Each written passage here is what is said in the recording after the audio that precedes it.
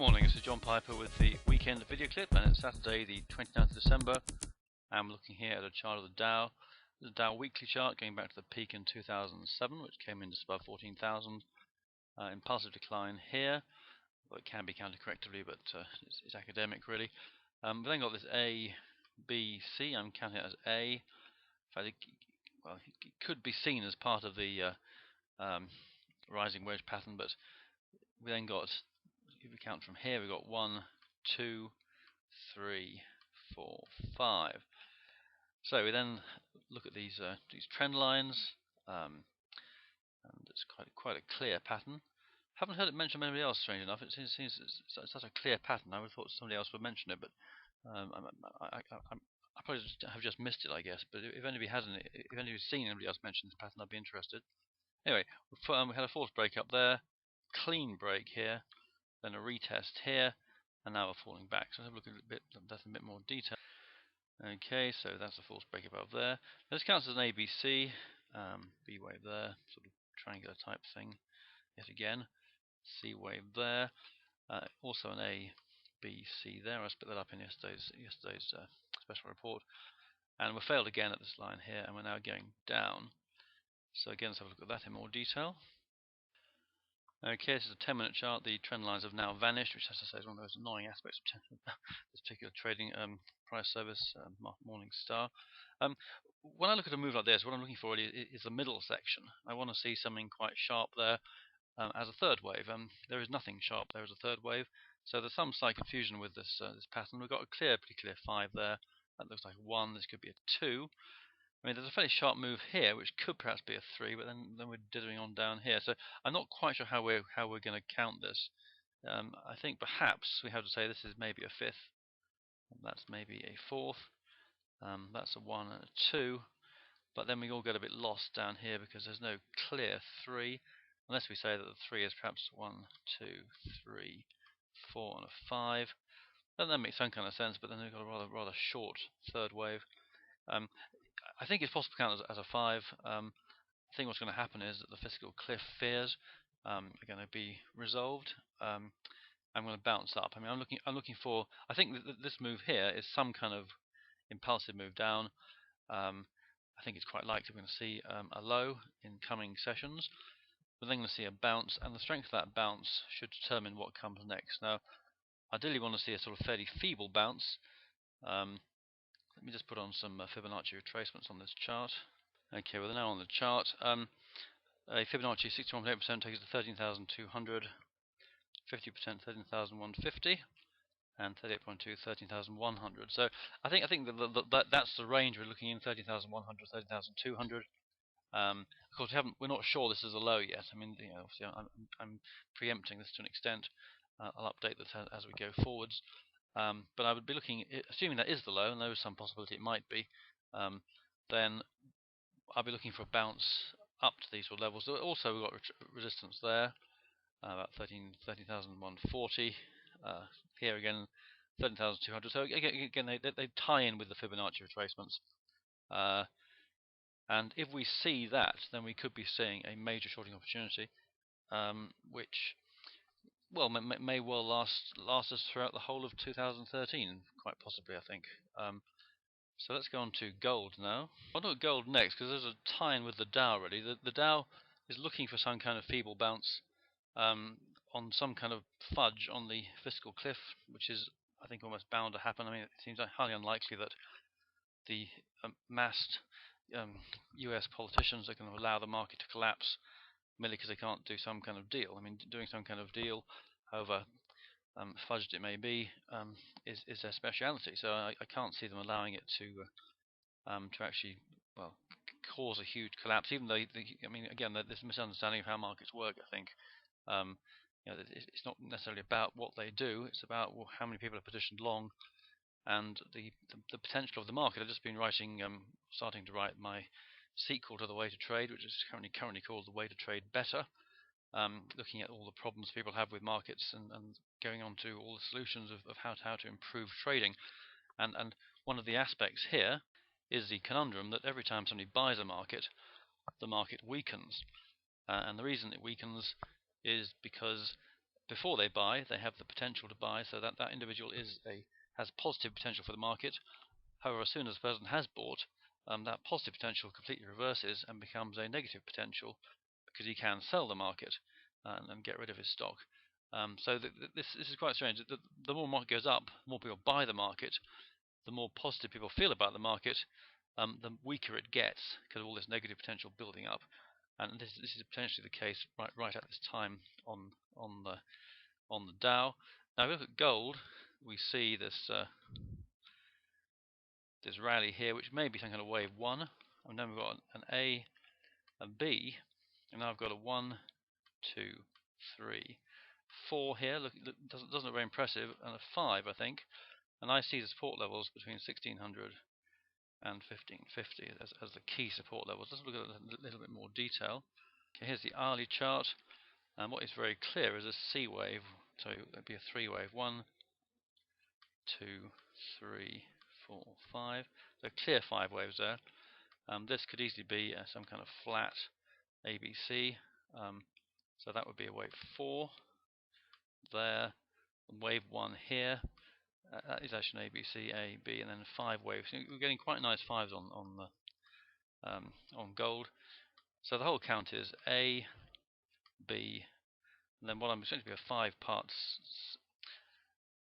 Let me just rehash that. This is actually B here. A is not on this chart.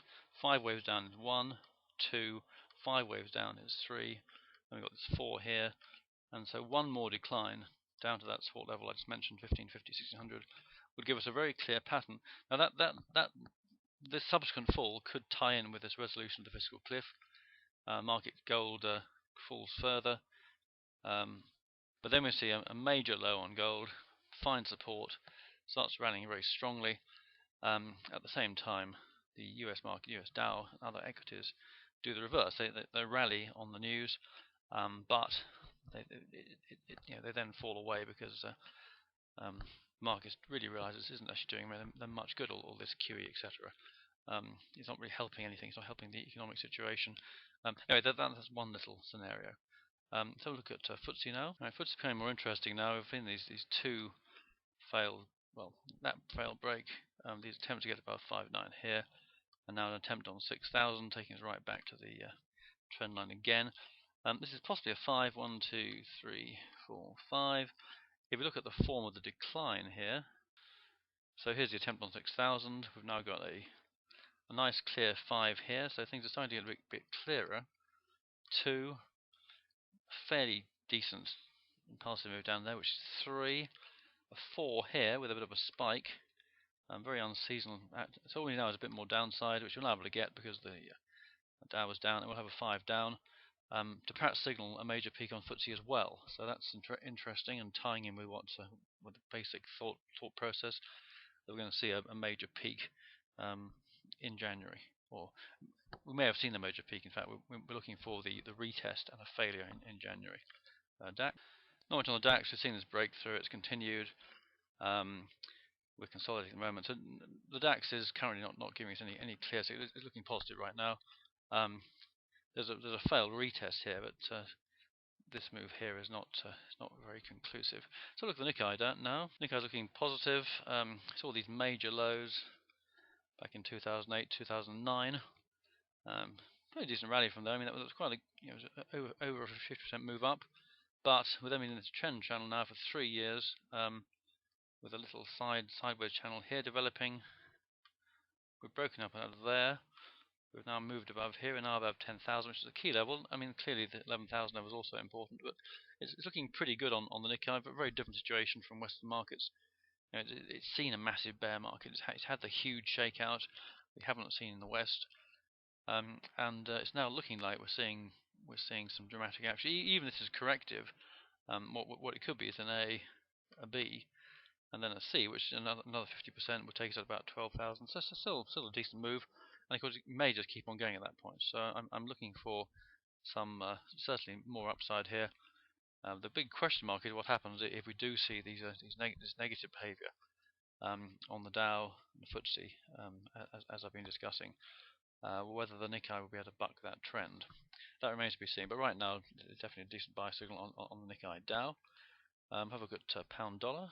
Well, I think pretty much all year I've been calling for 165 on pound dollar.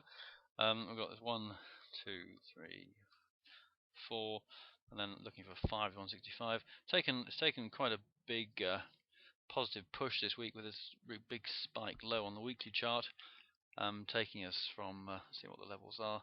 So we saw a low at 159, and we're now about 161.50, which is a pretty big move really. So look at in the shorter term, but right now 165 remains very much on the cards. And that's when the major decision point comes. And this actually is a chart I think will say a lot more about what's going to happen in 2013 than any other. Currency, when there are big currency changes, it changes quite a lot of stuff, and it can have a huge effect on markets generally. So I think this is the chart to at least bear in mind as the new year unravels. Pound euro. If we look at this weekly chart of pound euro, right back to the low in January 2009. Got a clear ABC here, and a B wave, another A, B, C. That could count as a big A, followed by a big B. So this whole thing could be some kind of C wave. So is it complete is the next question. It's difficult to say for sure as usual. I mean, we've got like a 1, 2, 3, 4, 5, but then there's a 1, 2 here. So it's quite possible this is actually a 4 with a fifth wave to come. This decline here is neither one thing nor the other. It's not clearly impulsive, nor is it clearly corrective. So it's one of those markets really I think best avoided right now. I've got no clear pattern. I mean, that's from my viewpoint. You of course may have a different viewpoint, but I can't see any clear signal right now. This is a daily chart. We've got a 5 wave decline here. 1, 2, 3, 4, 5. We then went up ABC. So I suppose it's looking quite negative. It looks like we may have actually seen a peak, even though it doesn't fit in perfectly, but then these things often don't. So it could be that pound euro is now weakening, that we have seen a major peak and that we're now going down again, and that this is a 1, 2, and there's going to be a continuing third wave here. So although this peak looked like it was perhaps just a staging point along the way, it looks like we may have seen a more important decline starting up as far as pound euro is concerned, which means a stronger euro, weaker pound. The only fly in the ointment, it's only a small one, is this wave 1 here does overlap with this wave 4 here, so that's not ideal, suggesting this could actually be an A, B, C, but then this could also be a B wave and then another C wave. So it's not 100% clear, but there's no clear low in place. Seen a bit of the pound has rallied, a bit of a spike, but as I say, it's a market I plan to avoid at the moment. Okay, that's all for today. Quite a long report. Hope you found it interesting and useful. Happy New Year to all our readers and listeners.